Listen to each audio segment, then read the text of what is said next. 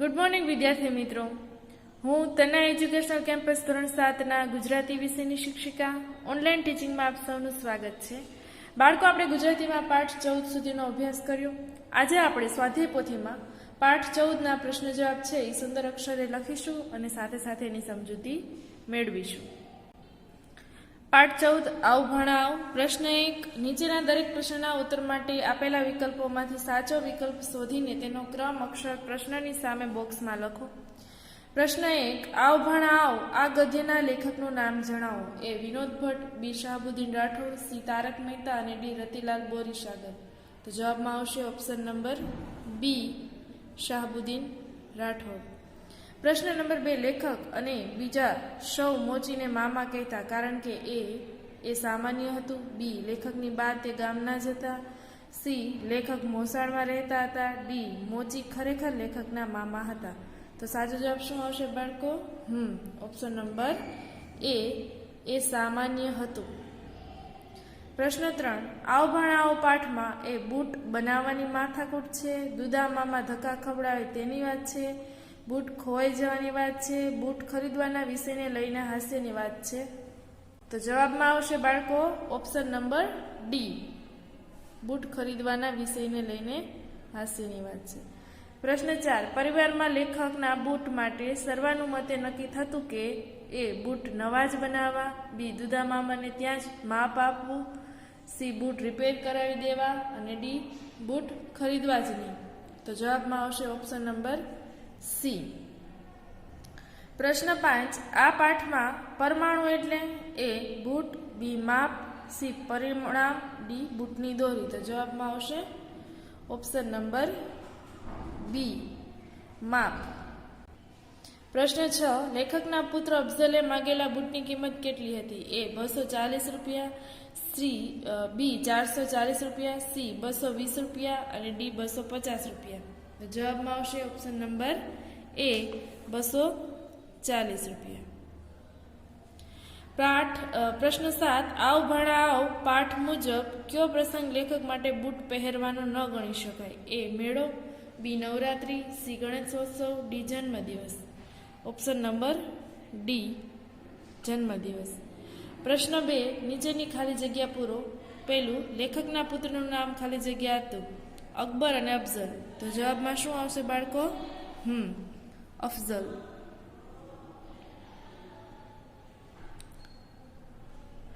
પ્રશ્ન 2, અફઝલે સ્કૂલે ગયો એટલે લેખક તેમના ખાલી જગ્યાના સંસ્મરણોમાં સરી પડ્યા, યુવાની અને શૈશવ.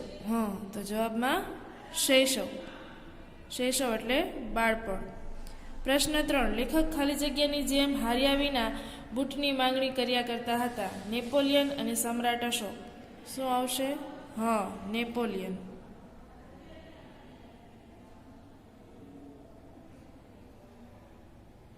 પ્રશ્ન 4, લેખકને ખાલી જગ્યા રંગના બૂટ સીવડાવવા હતા, કાળા અને લાલ. કેવા? જવાબમાં આવશે લાલ. પ્રશ્ન 5, નવા બૂટ પહેરીને નીકળતા લેખકને બજાર ખાલી જગ્યા લાગતી, પહોળી અને સાંકડી. તો જવાબમાં શું આવશે બાળકો? સાંકડી.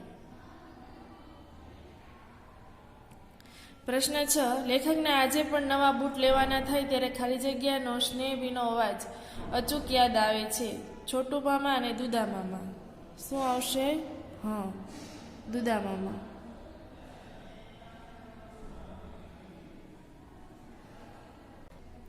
વડીલો પાસે વિધિસર ખાલી જગ્યા રજૂ કરવી પડતી, માગણી અને લાગણી. શું આવશે જવાબમાં?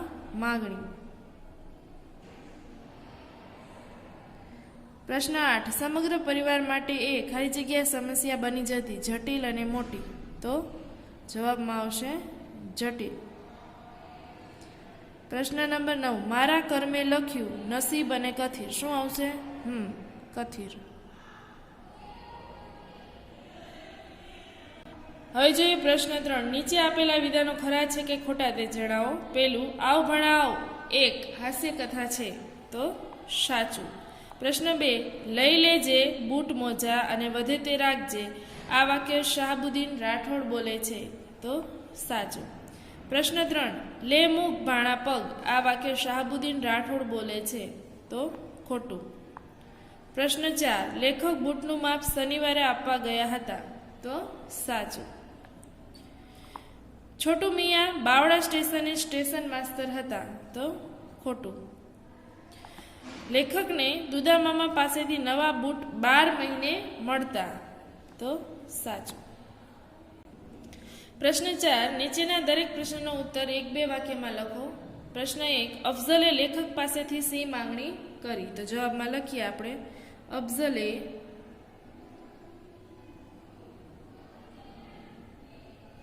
લેખક પાસે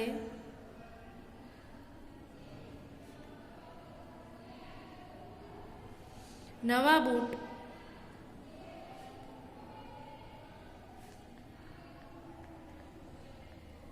લેવા માટેની માંગણી કરી.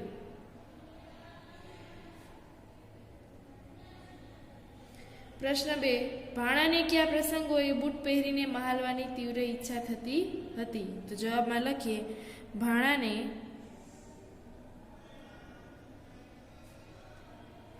સાતમ આઠમનો મેળો, તરણેતરનો મેળો,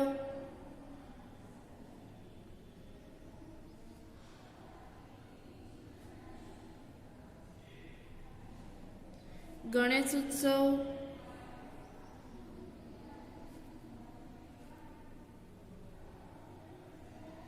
નવરાત્રી, લગ્નગાળો,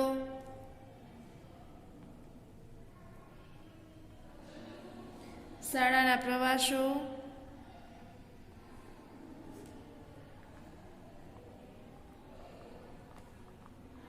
દિવાળી, બેસતું વર્ષ,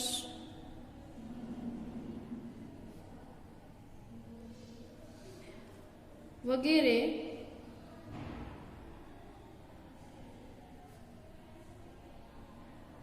પર્વોમાં બૂટ પહેરીને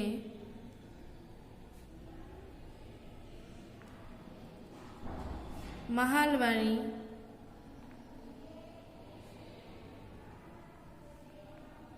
તીવ્ર ઈચ્છા થતી હતી.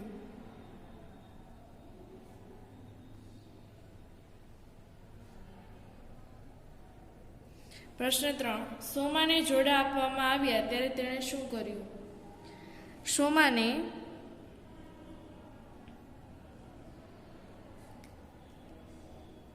જોડા આપવામાં આવ્યા ત્યારે સોમાએ જોડાને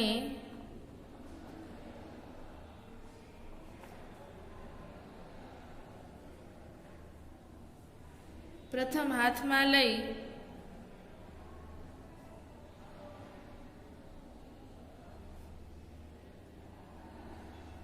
પરીક્ષણ કરી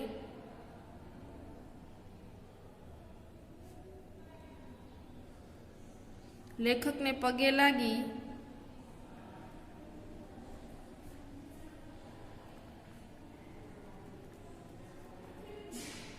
વિનયપૂર્વક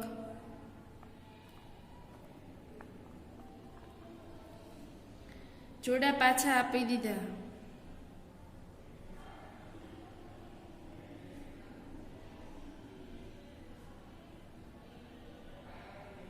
પ્રશ્ન 4, લેખકની ખુશીનો પાર ક્યારે ન રહ્યો? લેખકની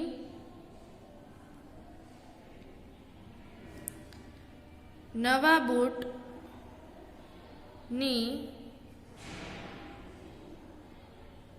માંગણી પર મંજૂરીની મહોર મારવામાં આવી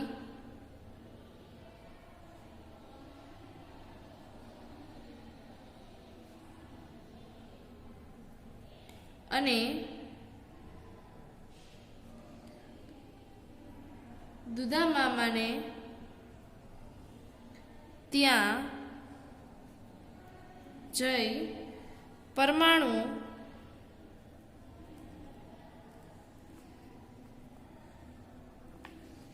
નાખી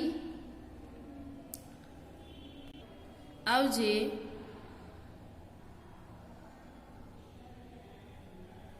એવો હુકમ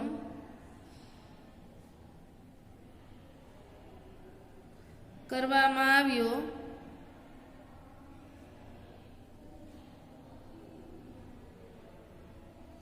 ત્યારે લેખકને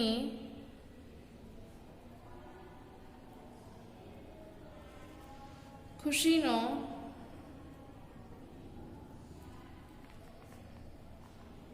પાર ન રહ્યો. પ્રશ્ન 5. લેખકે દુધા મામાની દુકાને જઈ એકી શ્વાસે શું કહ્યું?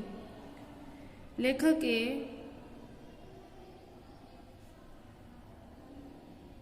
દુધા મામાની દુકાને જઈ એકી શ્વાસે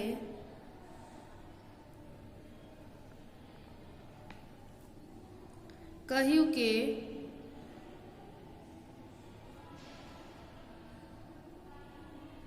દુધા મામા, મારા બૂટ સીવવાના છે. મારા બાપુજીએ કીધું છે. મારે લાલ બૂટ સીવડાવવા છે.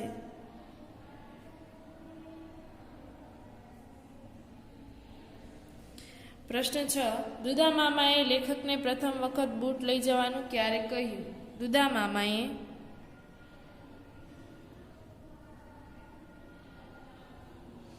લેખકને પ્રથમ વખત બૂટ લઈ જવાનું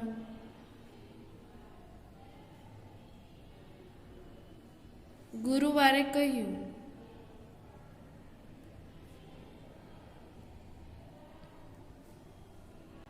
પ્રશ્ન 6. નીચેના વાક્ય કોણ બોલે છે, કોને કહે છે? પેલું, આવ ભણાવ. આ વાક્ય દુધા મામા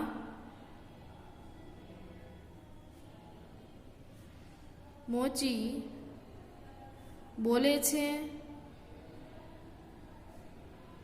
અને લેખકને કહે છે.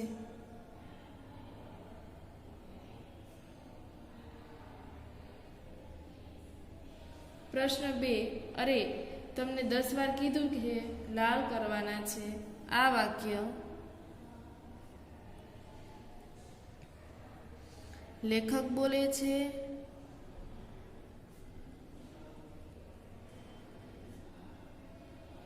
અને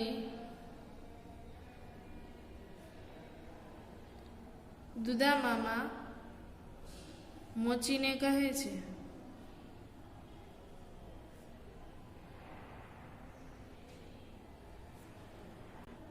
પ્રશ્ન 7. સૂચના મુજબ કરો. પેલું, આવ ભણાવો. આ પાઠમાં આવતા અંગ્રેજી શબ્દોની યાદી તૈયાર કરો.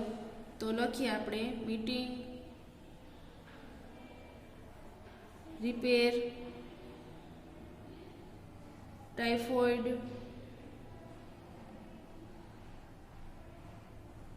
પ્રોજેક્ટ, સ્ટેશન, પેન્સિલ, ફેશન વગેરે. પ્રશ્ન 2. આવ ભણાવો. આ યાદીમાં આપણે વ્યવહારમાં જે અંગ્રેજી શબ્દો બોલીએ છીએ એ શબ્દો ઉમેરો. તો સૌથી પહેલા લખીએ આપણે બાળકો. Table, doctor, chair, kitchen, ice cream,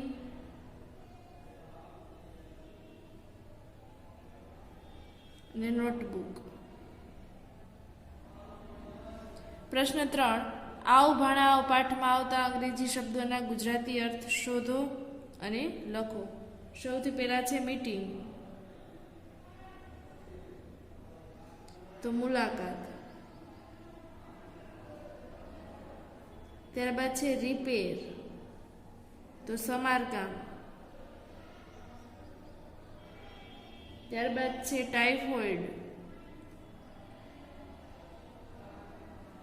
એનો અર્થ થાય આંતરડાનો રોગ.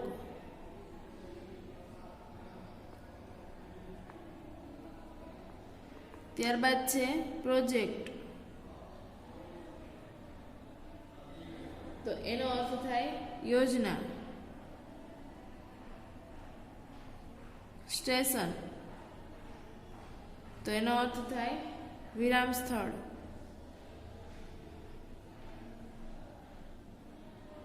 પેન્સિલ,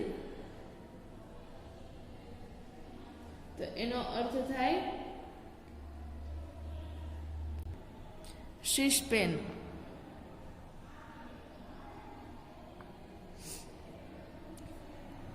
ત્યારબાદ જોઈએ તો ટેબલ, તો એનો અર્થ થાય મેચ. ડોક્ટર, તો દાક્તર. કિચન, રસોડું વગેરે. પ્રશ્ન 4. આ અંગ્રેજી શબ્દોમાંથી કોઈ પણ 5 શબ્દોનો ઉપયોગ કરી વાક્યો બનાવો. મીટિંગ, તો વાક્ય બનાવીશું આપણે. આજે ઓફિસમાં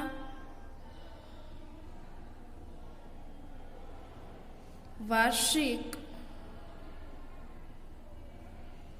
હિસાબ અંગેની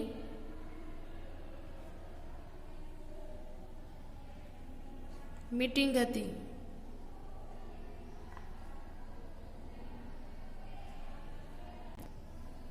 ત્યારબાદ ટાઇફોઇડ,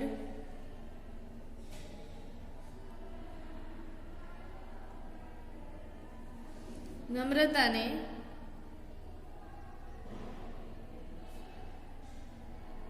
ટાઇફોઇડ થઈ ગયો. સ્ટેશન, રેલવે સ્ટેશન પર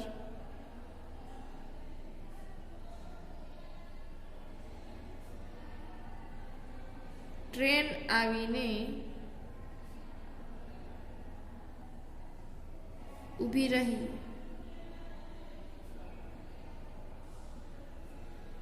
કિચન, કિચનમાંથી સ્વાદિષ્ટ રસોઈની સુગંધ આવે છે.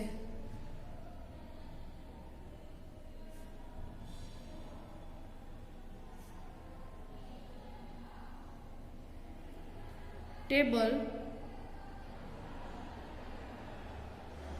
નાનકડો ટેબલ લેમ્પ,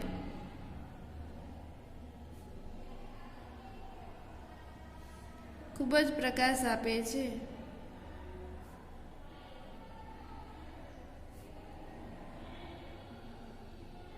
પ્રશ્ન 8. નીચે આપેલા શબ્દોમાંથી યોગ્ય શબ્દ પસંદ કરી ખાલી જગ્યા પૂરો. જટિલ, પ્રાથમિક, પરમાણુ, કથિર અને માગણી. પહેલું, વડીલો પાસે વિધિસર ખાલી જગ્યા રજૂ કરવી પડતી, તો માગણી. સમગ્ર પરિવાર માટે એ ખાલી જગ્યા સમસ્યા બની જતી, જટિલ. મારા કર્મે લખ્યું, કથિર.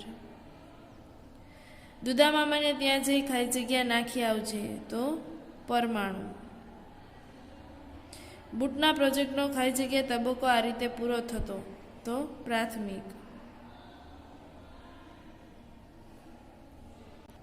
પ્રશ્ન 9 નીચે આપેલા વાક્યોમાંથી દર્શક વિશેષણો શોધીને લખો. દર્શક એટલે તો કે જે કે આપણને દર્શાવતું હોય, રજૂ કરતું હોય. પેલું છે, એ બજારમાં મેં બૂટ માટે જે ધક્કા ખાધા છે. તો શું થશે અહીંયા? એ. બાપુજીની પરવાનગીથી મેં એ જોડા સોમાને આપ્યા. અહીંયા પણ એ. હજી આ ગાડીમાંથી ઉતર્યા જ છીએ. હજી આ ગાડીમાંથી, તો આ. મોટો ઈ મોટો, ઈ. અરે ભાઈ, ઈ જ તો તને કહું છું. અહીંયા પણ ઈ. દોરાને મીણ ચડાવતા ચડાવતા એ મને આવકાર આપતા. એ. આ તારાથી મોટો શું કરે છે? આ. મોટો ભજન ગાય છે એ મને ખબર નહીં. એ. મારે તો બસ આ જ બૂટ જોઈએ. આ. પ્રશ્ન 10 નીચે આપેલા શબ્દોના બે સમાનાર્થી શબ્દો લખો. સૌથી પહેલું છે શૈશવ, તો બાળપણ ને બચપણ.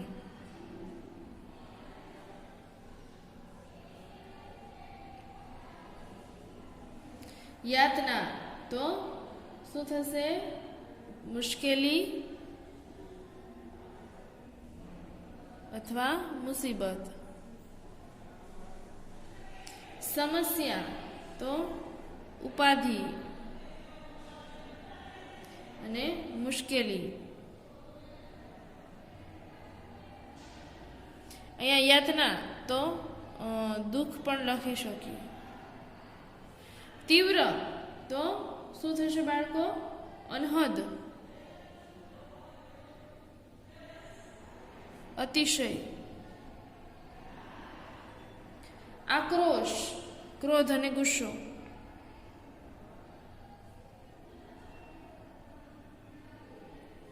વિષાદ, દુઃખ અને શોક.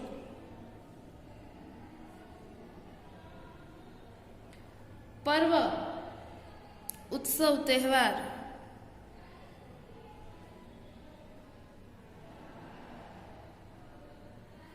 જટિલ, તો મુશ્કેલ. દુષ્કર. ત્યારબાદ વડીલ, તો મોટા. મોભી. ક્ષુલ્લક, તુચ્છ. નજીવું. પ્રશ્ન 11 નીચે આપેલા શબ્દોના વિરુદ્ધાર્થી શબ્દો લખો. આનંદ, તો એનો વિરોધી શોક. સહ્ય, અસહ્ય. શૈશવ, તો ઘડપણ. વાજબી, ગેરવાજબી. દુઃખ, સુખ. સ્વસ્થ, અસ્વસ્થ. અસ્વસ્થ. પ્રાથમિક, અંતિમ. મંજૂર, નામંજૂર. સ્વીકાર, અસ્વીકાર. ઉત્સાહ, નિરુત્સાહ. સ્મરણ, વિસ્મરણ. તીવ્ર, મંદ. પ્રશ્ન 12 નીચે આપેલા શબ્દોની જોડણી સુધારો. પરમાણુ, તો પરમાણુ. દ્વારકા, દ્વારકા.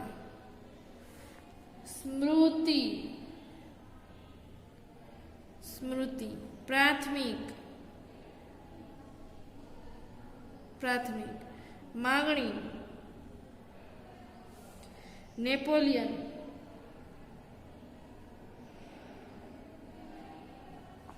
જિંદગી, અવિરત.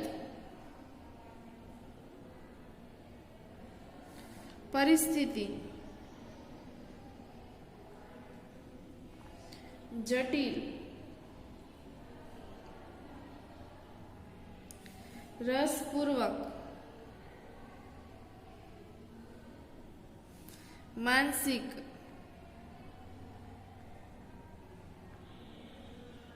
મીંડું નહીં આવે. તપચર્યા તો તપશ્ચર્યા. પેન્સિલ.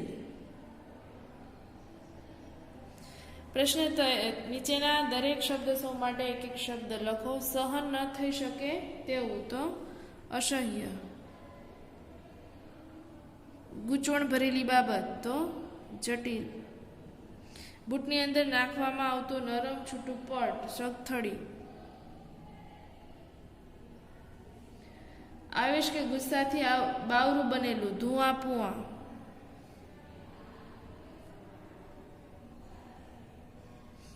બૂટ તૈયાર કરવાનું તેના માપનું લાકડાનું સાધન ઓઠું. હદ વગરનું બેહદ. કામ પૂરું કરવા અંગે મુદત આપ્યા કરવી તે વાયદો. ચામડાની સાંકડી પટ્ટી કે દોરી વાધરી. ચિનાઈ માટીના વાસણો બનાવવાનું કારખાનું પોટરી. બહેનનો દીકરો ભાણિયો. પ્રશ્ન 14 નીચેના રૂઢિપ્રયોગનો અર્થ આપી તેનો વાક્યમાં પ્રયોગ કરો. શૈશવના સ્મરણોમાં સરી પડવું તો બાળપણના પ્રસંગો યાદ આવવા. વાક્યમાં પ્રયોગ કરીએ તો બસ મારા ગામમાં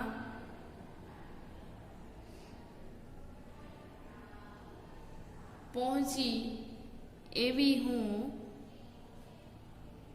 શૈશવના સ્મરણોમાં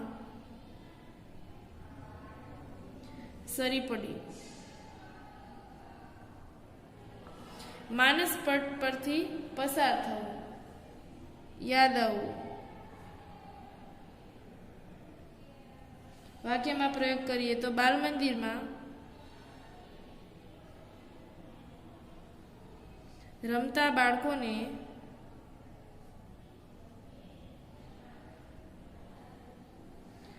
જોઈને મારું બાળપણ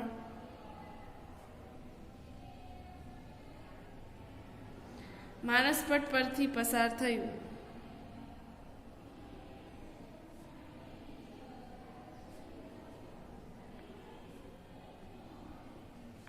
હિંમત ન હારવી, પાછી પાની ન કરવી.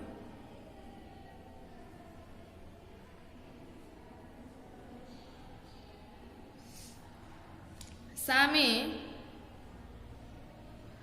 લશ્કરની વિશાળ સેના જોઈને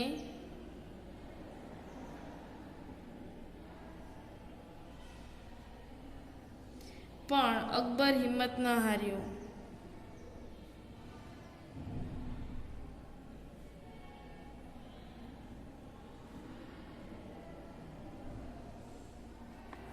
ઢીલા ઢપ થઈ જવું, શિથિલ થઈ જવું.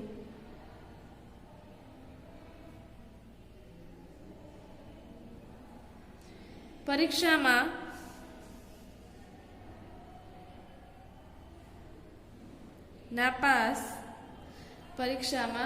નાપાસ થયાનું જાણીને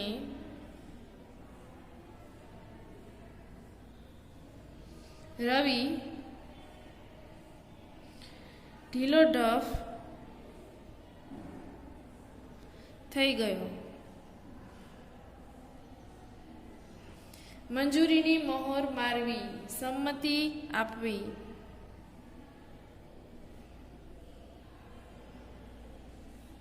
વાક્યમાં પ્રયોગ કરીએ તો મારા પ્રવાસ જવાની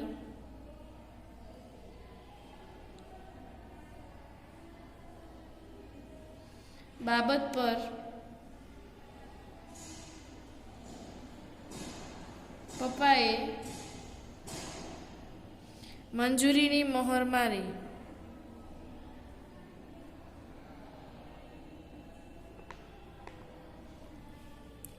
ખુશીનો પાર ન રહેવો, ખૂબ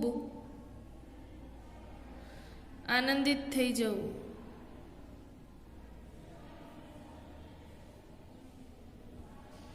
વાક્યમાં પ્રયોગ કરીએ તો અમેરિકાથી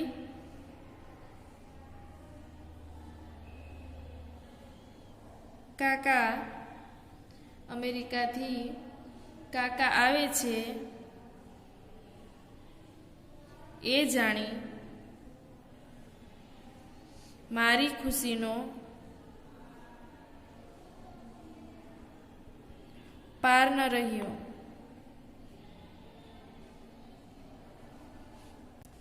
7, આક્રોશ ઠાલવવો તો ગુસ્સો વ્યક્ત કરવો.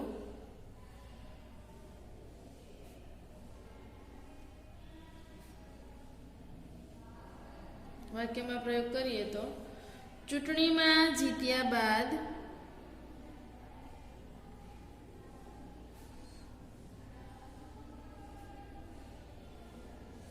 એક વર્ષ બાદ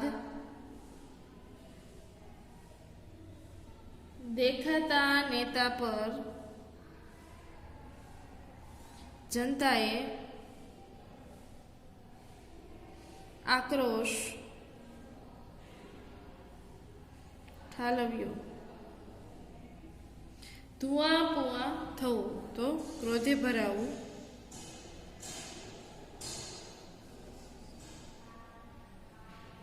વાક્યમાં પ્રયોગ કરીએ તો વિદ્યાર્થીઓના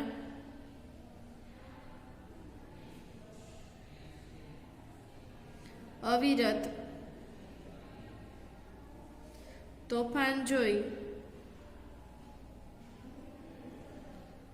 શિક્ષક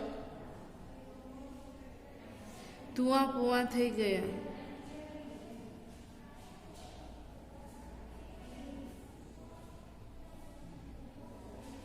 ત્યારબાદ છે અવાચક થવું તો આઘાતથી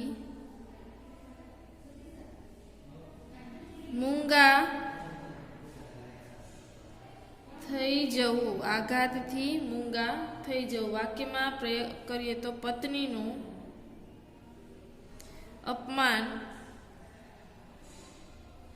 બધાની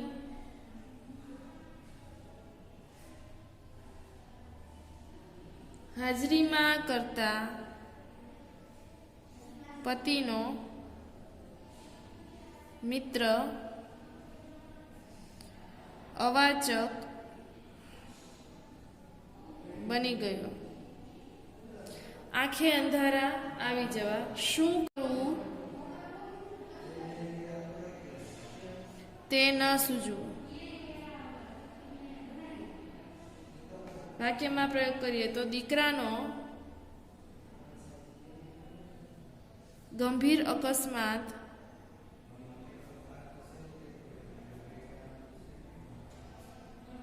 જોઈ પિતાની આંખે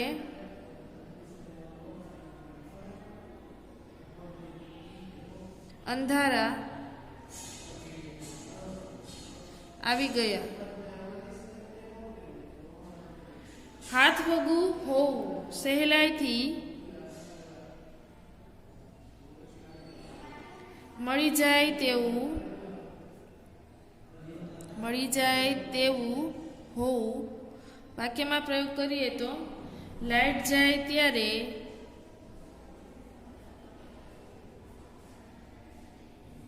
મીણબત્તી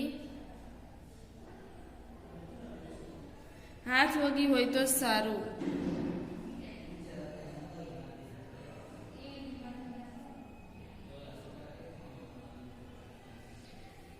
અવાજ ફાટી જવો ઉશ્કેરાટને લીધે અવાજ તરડાઈ જવો. વાક્યમાં પ્રયોગ કરીએ તો ગુનેગારને પોલીસની બે લાતો પડતા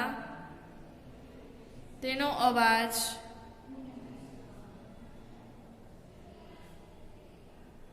ફાટી ગયો. પ્રશ્ન 15 નીચેના વાક્યોના પ્રકાર ઓળખાવો. પહેલું, બૂટની કિંમત શી છે. હવે વાક્યનો પ્રકાર આપણે શીખી ગયા છીએ, બરોબર. વિરામ ચિહ્નોના આધારે આપણે સમજવાનું. તો અહીંયા છેડે પ્રશ્નાર્થ ચિહ્ન છે, તો આ વાક્ય શું છે? તો કે પ્રશ્નાર્થ વાક્ય. ત્યારબાદ છે બાળકો, બૂટ માટે મારે વડીલો પાસે વિધિસર માંગણી રજૂ કરવી પડતી. આ છે વિધાન વાક્ય. વાક્યને છેડે શું છે? તો કે પૂર્ણ વિરામ. પ્રશ્ન 3, કોઈ તકલીફ ના પડી, મોટો ઈ મોટો. આ વાક્ય શું છે? તો કે ઉદ્ગાર વાક્ય. ત્યારબાદ જોઈએ તો કામ તો આખી જિંદગી કરવું જ છે ને, તો પ્રશ્નાર્થ વાક્ય. ત્યારબાદ જોઈએ તો કરીમભાઈ તે કઈ ભજન ગાય છે, ઉદ્ગાર વાક્ય. ત્યારબાદ મારી આકરી તપશ્ચર્યાનો અંત આવતો, વિધાન વાક્ય. પ્રશ્ન નંબર 16, નીચેના શબ્દો પરથી વિશેષણ બનાવો. પેલું છે શરીર, તો શારીરિક. પ્રથમ તો શું થશે? પ્રાથમિક. સિદ્ધાંત તો સૈદ્ધાંતિક. પરિવાર તો પારિવારિક.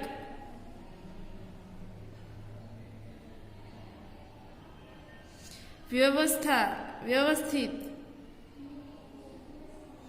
ઉત્સાહ તો ઉત્સાહી. માનસ માનસિક. અને આનંદ તો આનંદિત. પ્રશ્ન 17, તમારા પગનું રક્ષણ કરવા શિયાળા, ઉનાળા કે ચોમાસામાં કેવા કેવા પગરખાં પહેરશો? તો જવાબ લખીએ. શિયાળામાં બૂટ જેવા, પગ ઢકાય તેવા.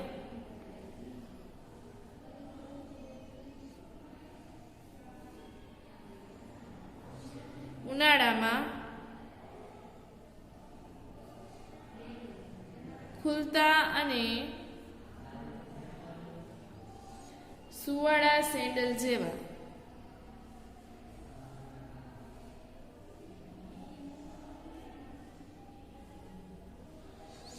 તથા ચોમાસામાં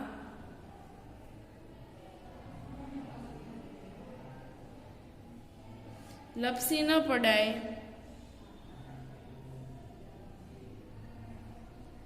તેવા રબરના બૂટ